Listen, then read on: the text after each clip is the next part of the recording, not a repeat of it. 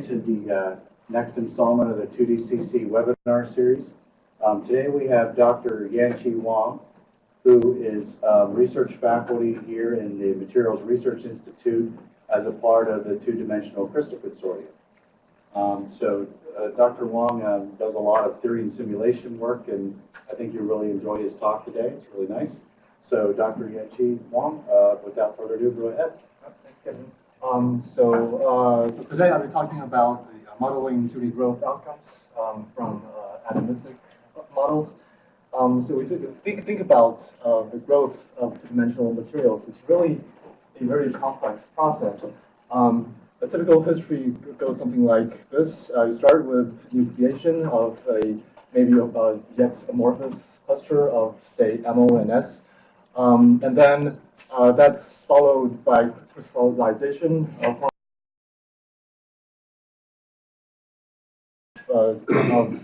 say, MOS2. And then once the crystal flake of this small crystal flake formed, then we can proceed steadily by step for growth into larger triangle flakes or whatever the equilibrium morphology is. And from this point on, there are several things that an experimentalist can start to be interested in. So one thing is that the material at this point could be defective. So one post-synthesis processing is to try to heal these point defects in the host material. And another thing that you might start to worry about is when these flakes get large enough, they will start to merge into a continuous film. And in that process, they will start making grain boundaries.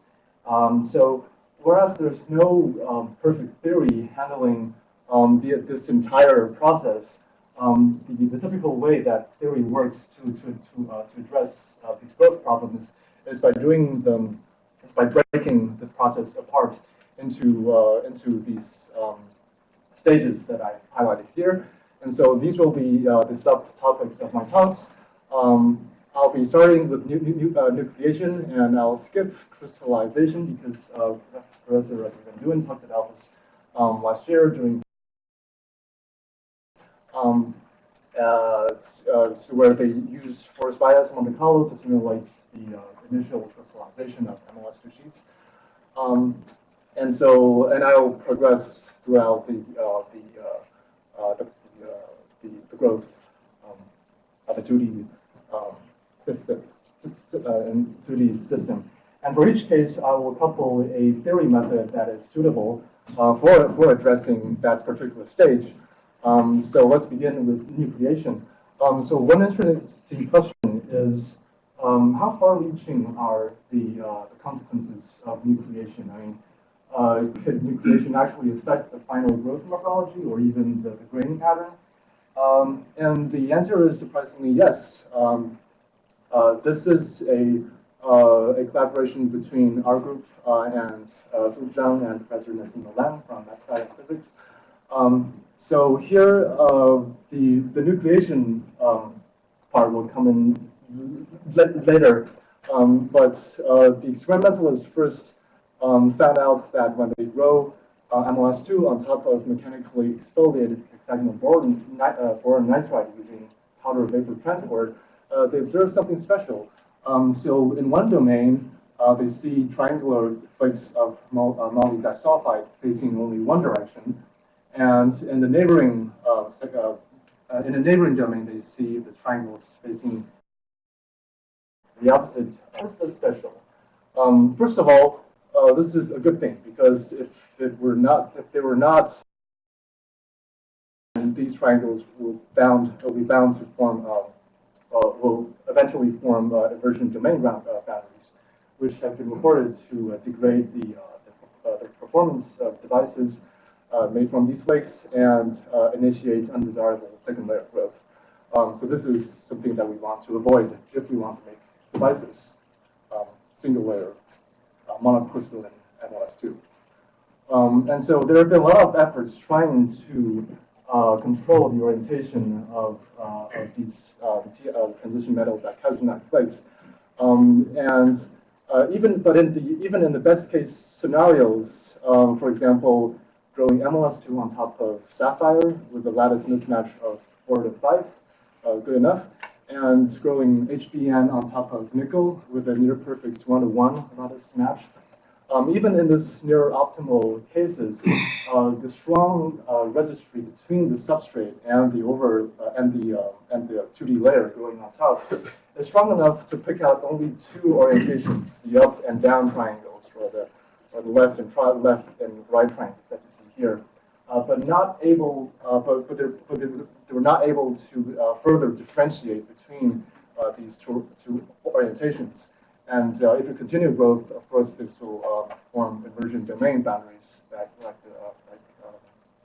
the slide a couple of slides before. So how did this happen? How come that we have observed the formation of just this almost perfect orientation of triangles in one domain? So one hint that were provided to us is that these 2 domains are actually separated by a hexagonal boron nitride step edge.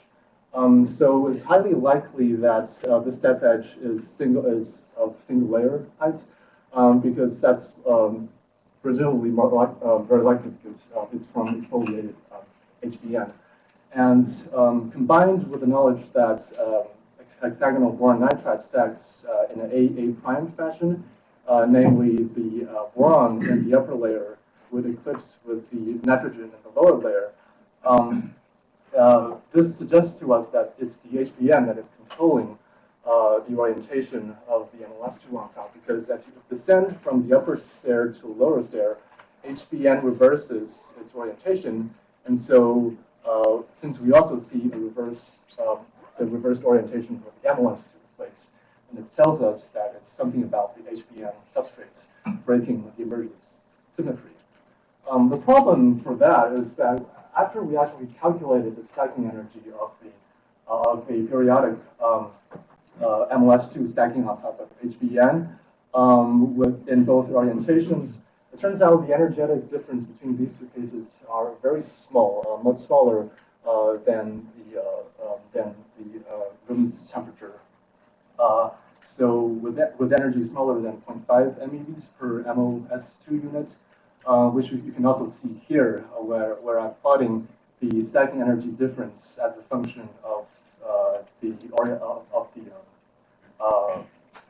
orientational mismatch between the 2 layers. So you notice two things. Not only are these 2 orientations 0 and 60 nearly degenerate with each other, but they're also separated by a barrier. So this effect has been verified by various forms of van der Waals corrections within the density functional theory framework. So what this tells us is that during the early stages of growth, the triangular flakes might have some room to rotate around, but at some point when the flakes get large enough, it will be trapped at either the 60 degree orientation or the 0 degree orientation. So the substrate registry is effectively locking the flakes at these 2 discrete orientations, which is the reason why we saw that this was the case when you grow MLS2 on top of sapphire, presumably having a similar registry effect as HBN. And this has been nicely demonstrated recently by an experimental group trying to nudge a MLS2 grown on top of HBN by a very small angle, 24 degrees. After annealing, the triangle actually rotated back. So here we have the problem of the energetic difference between the substrate and the 2D layer not being enough to differentiate the 2 angles. What else can we come up with? So next we try to look at whether finite size triangles would accentuate the differences between the various orientations, and that's because a smaller size triangle can sample a smaller region of the HBN, and hopefully that will accentuate any energy variations. Unfortunately, not only were the energy differences between 0 and 60 not that big, but also the registry effects of locking within these two discrete orientations is completely washed away by all these edge effects. And so we continued decreasing the size of these clusters down to the smallest known MOS cluster, which is the MO3S13 clusters here. And still, there were no sign of a clear orientational preference.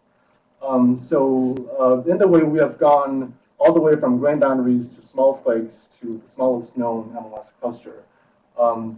So this suggests to us that what might actually have decided the orientation might come even earlier. So how about just one single atom? And so the problem with one single atom is that with one single atom, you will not be able to break emergence symmetry. The trick is to combine the single molybdenum atom with a substrate defect that provides the invergent symmetry flavor. So here we're focusing on the most common point defect in hexagonal boron nitride, which is a boron vacancy. They have been reported to show a very strong affinity with transition metal atoms. And in fact, experimental groups have observed the trapping of transition metal atoms being trapped at a very similar defect here. This is not a boron vacancy in hexagonal boron nitride. This is a pyridinic defect in graphene, which means that's a monovacancy in graphene having three nearest neighbor nitrogens. So this defect is both geometrically and electronically similar to a boron vacancy. Geometrically, because it's a vacancy in a hexagonal lattice surrounded by nitrogens, and electronically because they're both acceptor-like defects. And so experimental teams have observed different transition metal having a strong binding energy with that side. So this is what we'll be starting with: a transition metal, in our case, a moly atom, absorbing very strongly at a boron vacancy site. What happens next? What happens next is that most likely the ambient sulfur in the growth chamber will start to coordinate with that moly, and if you start with this structure, you'll notice that this moly here, since it's sitting so close to the HBN substrate, it will never become the metal plane in the yet-to-be-grown MOS2 sheet. Instead, it will serve as an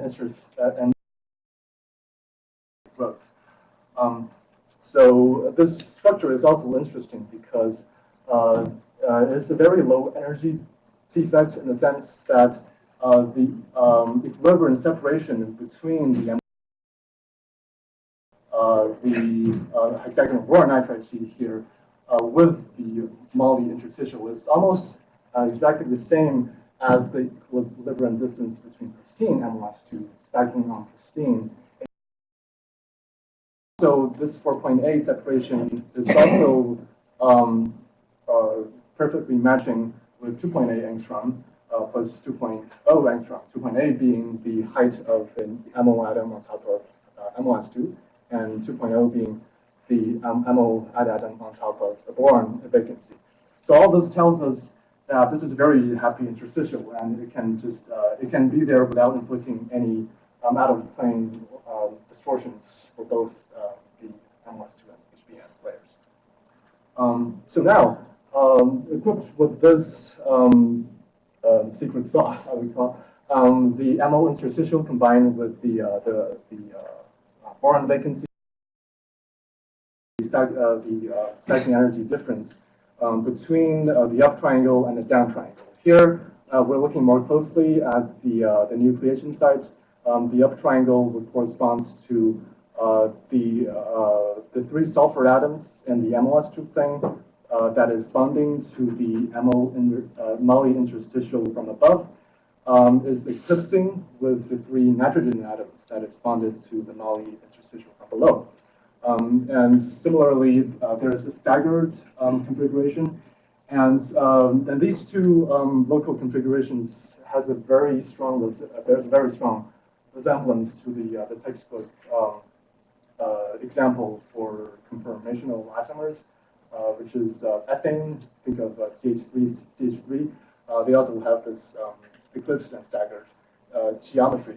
And in our case, the staggered geometry is more preferable due to the eclipsed geometry suffering from a larger Coulomb repulsion between the sulfur and nitrogen atoms. And that's something that we can read from the electronic structure of the material. So that's is our explanation of why one orientation is preferred over the other. So all of this previous study is based upon the assumption that moly prefers to bind to an HBN, a boron vacancy in HBN. But we actually don't know of what are the reaction intermediates between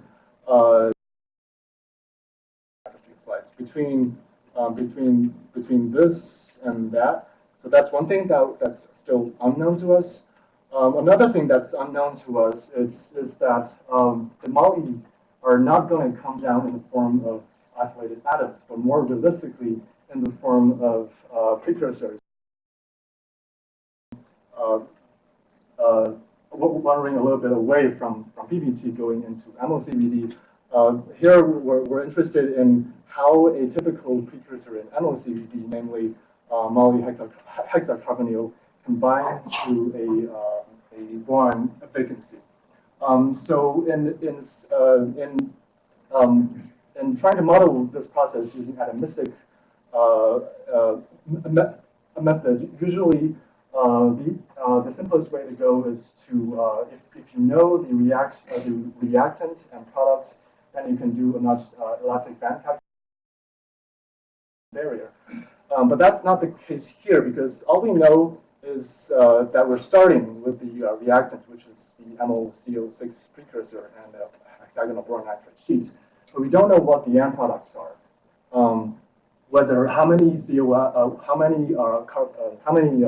carbon monoxide will detach from the precursor, that's yet unknown to us. And then this will be the absorption of the precursor onto a boron vacancy site will be a very rare event that will take forever running MD, let alone using ab initio molecular dynamics. So instead, we're using the so-called constrained MD method to invert the question into, if this rare event of the absorption of a precursor were to happen, what are the free energy barriers that it will have to overcome? And once again, all we know is the reactant. And so without knowing so within the constrained MD method, what we do is we impose a constraint into the system. In our example, I'm imposing that the moly atom is separated by a fixed distance from the boron vacancy site. And starting from this constraint, I can adiabatically decrease this separation. So all I'm doing is, from my chemical intuition, I know that they will bind. So I'm dragging slowly the hexacarbonyl precursor into the vacancy site.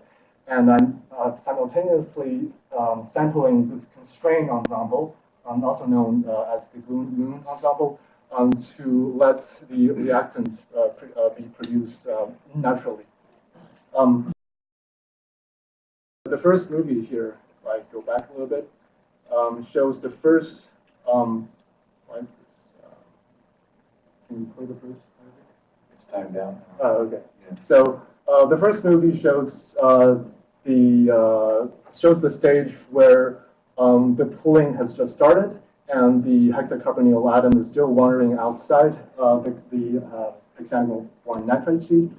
And in the next movie, I'm showing that when I'm further pulling the metal atom closer to the boron vacancy, it's starting to form one metal nitrogen bond, and one CO is beginning to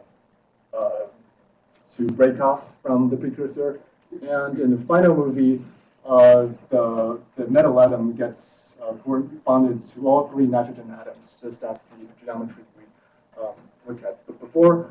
Meanwhile, releasing one more carbon monoxide molecule. So keep in mind that a lot of work still needs to be put into this. Did I put something wrong? Yeah, did something. I think you just mean blind. Okay, there you go. So the products and the reaction barrier will be highly dependent on the choice of the reaction coordinates here. In this case, which might not give you the absolute correct answer, but just as a preliminary study, we were able to find some intermediate structure between a precursor hexacarbonyl and the eventually absorbed partially decomposed hexacarbonyl. I'll conclude my first part on nucleation. So next I will talk about what happens next when you start with a flake, and what happens when step flow growth is the key process. And for that, I'll talk about the CVD growth of tungsten disulfide and moly disulfide alloys.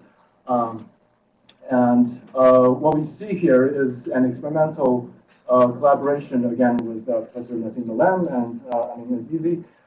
So they found out that, how many minutes? It's 25 after 30 minutes. Okay.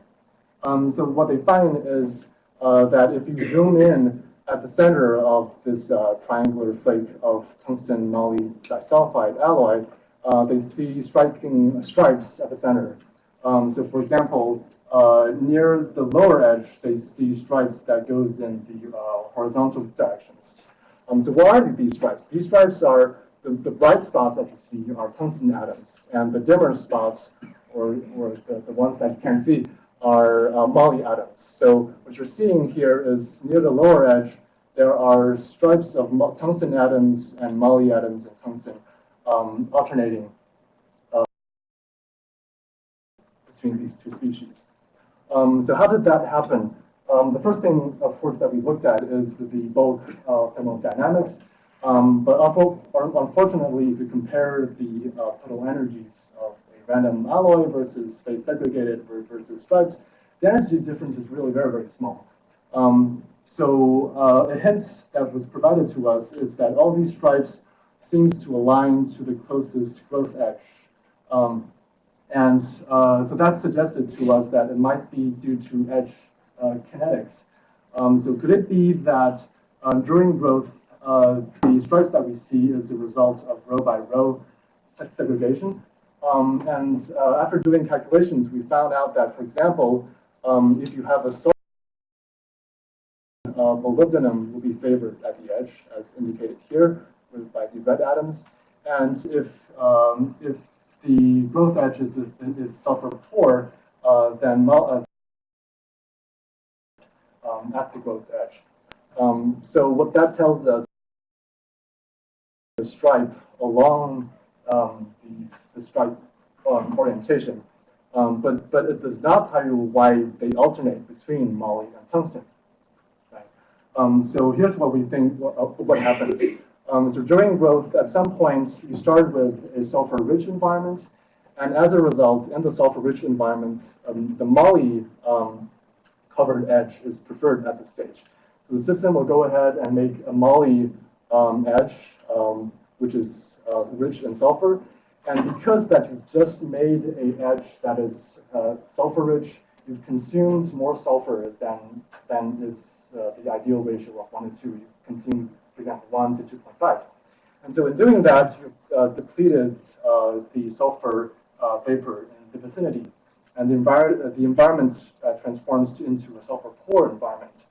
And in a sulfur-poor environment, the tungsten edge is favored.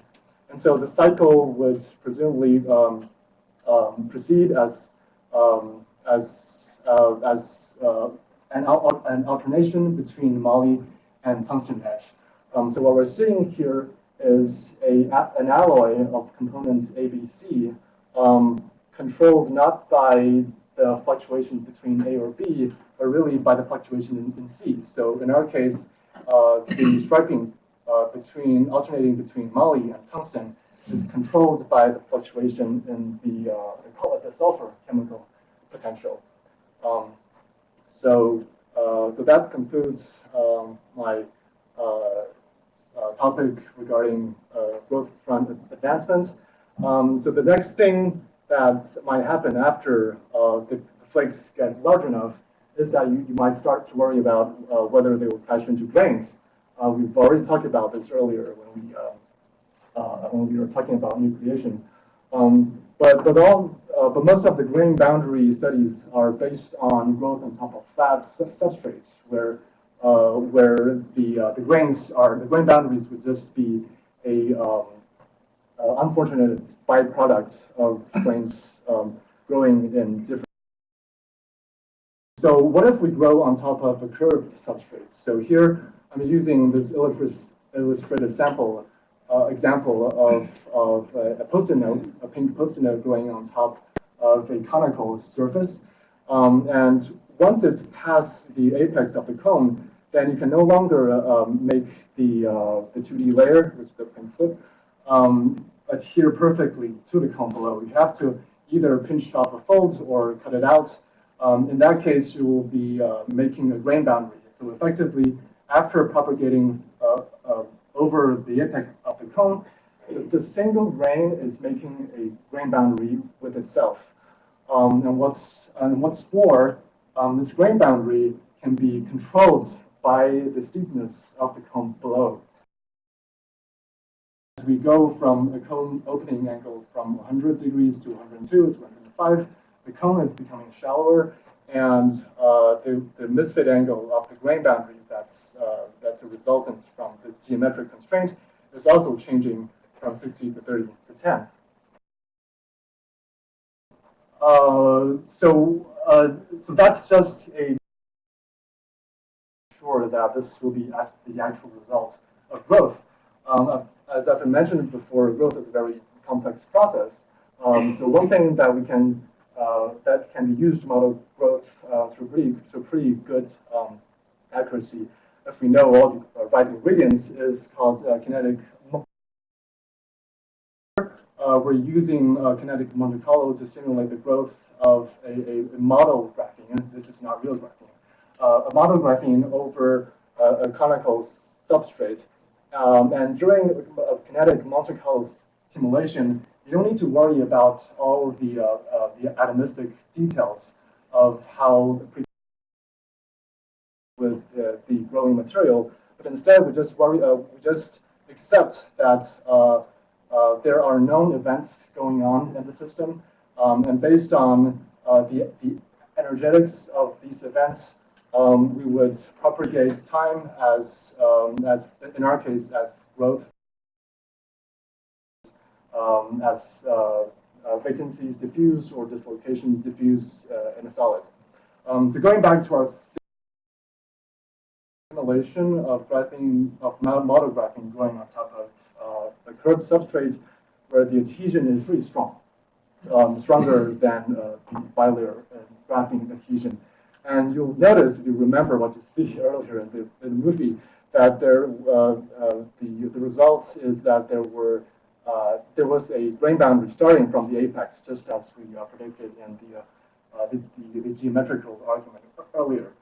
And so that's just the start of a grain boundary, but the grain boundary can end at a negative Gaussian curvature, and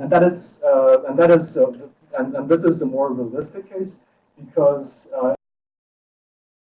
it should have a net zero Gaussian curvature. So realistically, every positive Gaussian curvature is paired with a negative Gaussian curvature region, or in other words, every cone is paired with a saddle. So what you're going to see more realistically are these finite grain boundaries that terminate at the Gaussian curvature regions. So here we're using empirical force fields to demonstrate that these are indeed ground states for the case of graphene and MLS2 grown on top of a substrate. And we've also constructed periodic cases to demonstrate that these finite grain boundaries are indeed the thermodynamic ground states of 2D materials growing on top of a curved substrate. And to prove that, we conducted another another kinetic Monte Carlo simulation, where here the Monte Carlo steps of materials, as I've shown earlier, but now it's the diffusion of dislocations on a graphing sheet. So here we've generated a random dislocation pattern on top of graphene, which is located on top of a substrate with a substrate adhesion similar to that of bilayer graphene, and we've propagated a kinetic Monte Carlo in terms of rotations. And here's the results. If we start from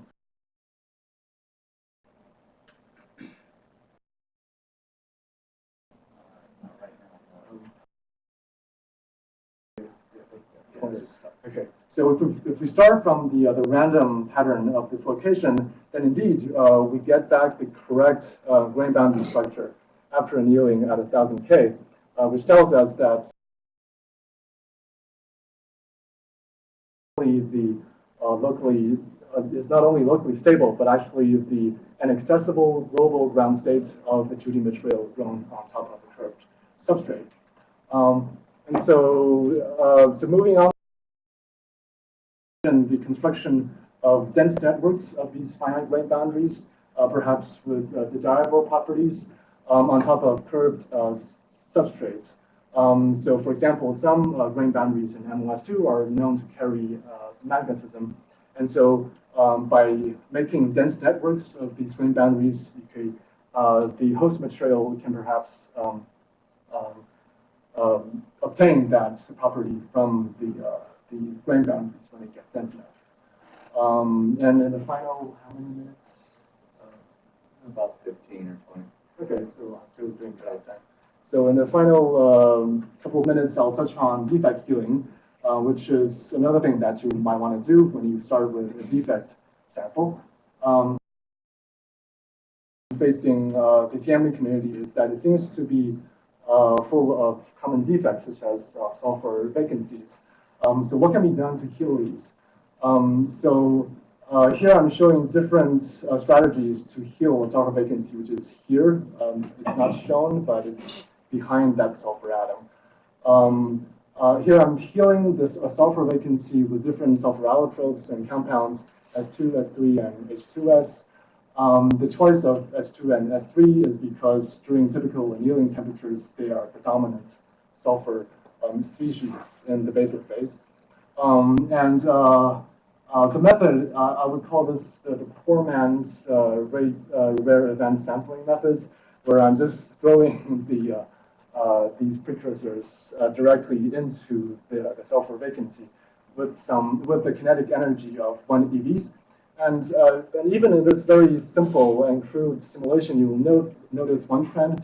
It's hard to throw in an H2S, presumably because the sulfur in H2S has already some negative charge to it, so it's repulsed by the sulfur atoms in the MLS2 sheet. So let's focus on the sulfur allotropes here. If we look at the combination of the sulfur dimer, then it looks like it goes in, but it might have to overcome it in with a kinetic energy of 1 eV. So here is a much more simple case than we encountered in the case of hexacarbonyl. Here we know what the products are, what the product and the reactants are. So this is the case where we can just do a very simple natural elastic bands calculation, where we will prepare the initial and final structure. The initial being the sulfur dimer outside the MOS2 plane, and the final being the S2 dimer embedded within the MOS2. And then starting with these two initial interpolations, we would guess first that the intermediate structures is a simple linear interpolation between these two structures, namely just by shoving the S2 atom like blah, blah, blah, blah, blah, into the MOS2 sheet. And then starting from that, the natural elastic band algorithm will simultaneously relax all the intermediate structures while maintaining an effective repulsion between each image, so that at the end of the day, I would get a string of structures. And so in this case, for the undoped case of MOS2, I found that although it's thermodynamically favorable for the S2 to go in, it still needs to go over a kinetic barrier of the order of 0.7 EVs. Take a very long time for this healing to happen. So instead, if we end up the sample, in my case, I've substituted 1 moly with rhenium. If I end up the sample, then this reaction there is gone. And so this would facilitate the efficient healing of sulfur vacancies. So for the experimentalist, this means that if we're trying to heal a sulfur vacancy, first you might want to try sulfur vapor, elemental sulfur rather than H2S. And secondly, if you're trying sulfur vapor, then you might want to end up the sample either in the form of real endopants or by photodoping. The key is to populate the previously unoccupied mid-gap level introduced by the sulfur vacancies. And with that, I'll wrap up and my talk by showing you this our complete journey from nucleation to the formation of grain boundaries, and acknowledgments to my collaborators in these projects that I talked about, and I'll be happy to answer questions.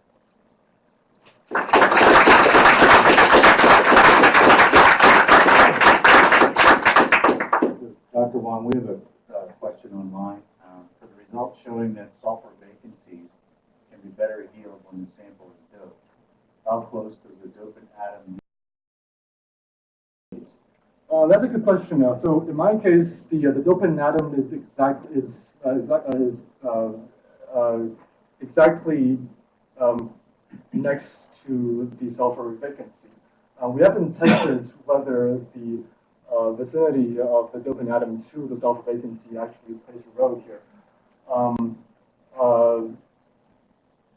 Presumably, if the dopant atom is close enough, then it should the charge transfer from the dopant atom to the sulfur vacancy should be stronger. Whether that's the case, we'll still have to test. But what is known experimentally at this point is that people have been trying to anneal these samples, but simultaneously irradiating the sample with laser. These previous reports didn't specify why they chose to excite it with laser. But I'm assuming here this is exactly the reason you need to populate the mid-gap levels in order to anneal it. So we'll take some questions on the site. Those of you online, if you have any more questions, chat them in the chat box if you didn't notice what's going on in the chat box. So any questions here on site? So when you photodope, you create both electrons and holes.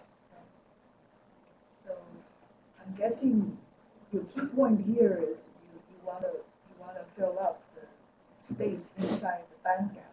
Right. You don't so much care that you have The also whole, electrons and holes. the whole will probably be inside The valence band. the localized valence band. So it turns out that what's most important is to get the defect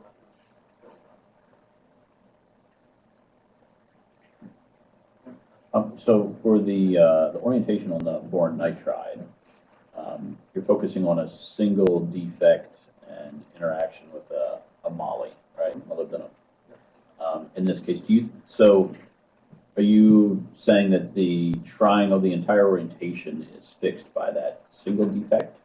So you presumably in the SEM image or whatever you had there of different triangles, there's a single moly defect that is controlling the orientation. Right. Yes. It's that the orientation of the triangle is most likely determined at a very early stage during growth. So at that stage, turns out that the most important factors are either edge effects or the coupling the amino species to the underlying substrates. And we've demonstrated in a separate, it's not shown here, but we've demonstrated that the orientation preference of say 60/0 is robust against the presence of edge effects. That tells us that any defects that's bonding covalently that forms covalent bonds between the MOS2 sheet and the underlying hexagonal boron nitride should play a very crucial role during the early stages.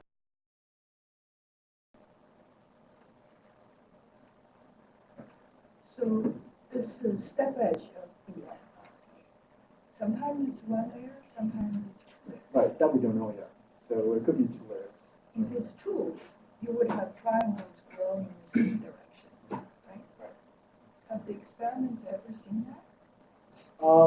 That's a good question. Experiments have, there are other SEM images that I've not shown here, but experimentalists have certainly found locations where you see several domains separated by HBN step edges and the orientation across each of the domains. So it could be that in those cases, the step edges were 2 or 4 layers higher. I think Fujian is in the room. There have been some, you've seen some images where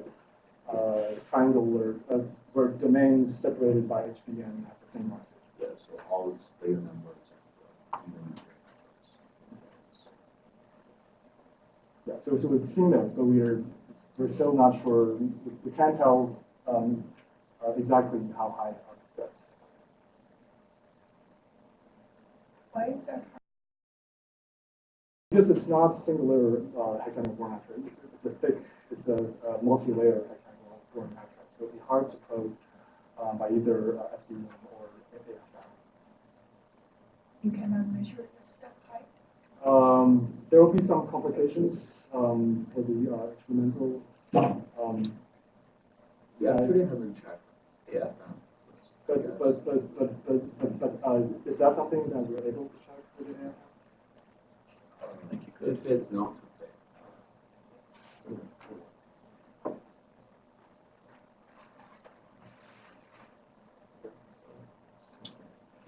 Is there a distinction, do you know, between the S2 and the S3 precursors for that barrier doping?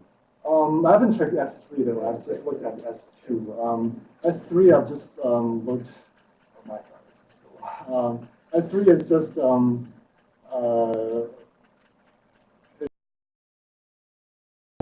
phase in the phase diagram. The good thing about S3 is that it can heal the sulfur vacancy while leaving a sulfur dimer behind. But for the actual reaction barrier, I still have to do the calculations.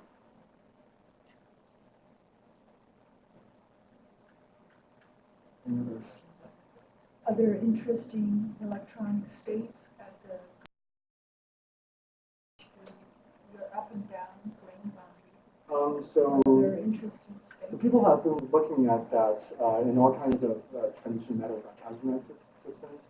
One example is that they found that these grain boundaries are of metallic character, so that you can envision embedding these metallic nanowires by having dense networks, a dense network of these grain. We're trying to decrease the population of grain boundaries because we're trying to make a device that rely on the properties of the bulk atoms too, not the grain boundaries. If we are enthusiastic about making a device based on grain boundary properties, that type of grain boundary that has a metallic character might be the way to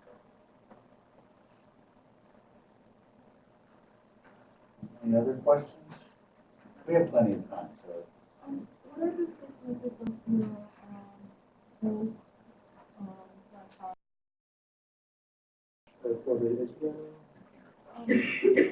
just in general? So the question is, how thick are the metal dichalconide sheets? So it really depends on the growth protocol. So within the 2DCC, most of the efforts is being directed to the monolayer growth. So that's why the most cases I've discussed in my talk is focusing on monolayer. But if growth conditions were not controlled,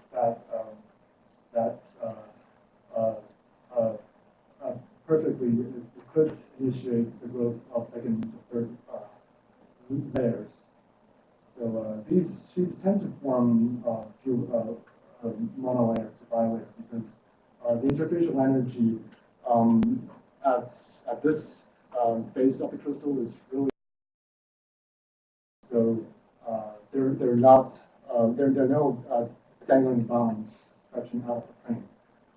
So that's why usually during synthesis, the fastest growth direction is along the in-plane direction instead of the out-of-plane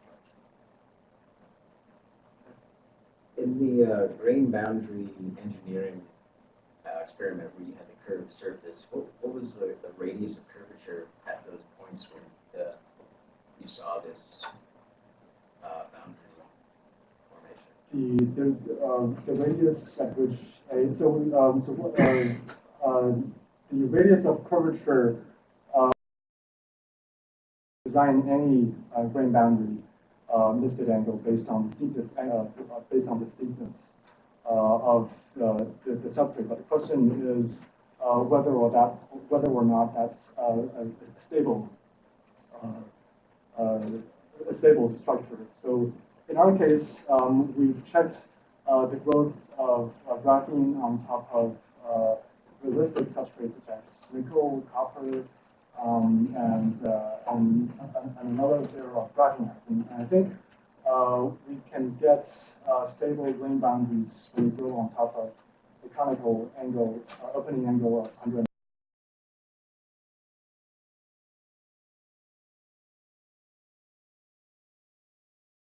Yes, at the tip doesn't matter because it's global effect that matters. So you can be as smooth as you want at the top. Right, so that's why. At least it's not as precise. Right, so that's why the formation of finite grain boundaries based on substrate is also very robust because it does not matter the specific geometry of what the tip looks like, whether it's smooth or whether it's pointy. The fact that is the topological constraints is such that when the extruding material propagates over that Gaussian curvature, it's bound to create this grain boundary. It's based upon the integrated Gaussian curvature within that region. So we have another online question. First of all, thank you for the talk. What are the characteristics of vacancy while doping and related post defects? the properties of the characters of the vacancies? I think he's specifically asking the characteristics of vacancies while you're doping.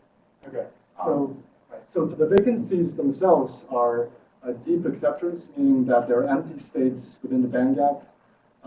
There's not a structure that I showed not mentioned here. So the vacancies by themselves are deep acceptors. They have unfilled levels within the band gap. And when you try to end up the sample by putting, for example, rhenium, the rhenium occupied levels is near the conduction band of the NOS sheet. So it will try to transfer towards the sulfur vacancy if the rhenium atom is very close to its upper vacancies. We have time for just one more question, and then we'll close out the session. Yep. You showed a slide where you talked about the composition of molycarbonate. Did you do similar calculations for molyoxide, like which was? So the question is, we did simulations for the absorption of polyhexacarbonyl along vacancies. Do we do similar calculations for the absorption of molybdenum trioxide, which is the case for PBT or TBD? The quick answer is no, because it's more mysterious to us what the intermediate vapor species are. Dioxide clusters or oxyl sulfide clusters. So that's harder to define than the MOCD case. So that's why we started with the MOCD precursor, because it's more well defined. Thank you everyone for coming, and thank Dr. Wong one more time.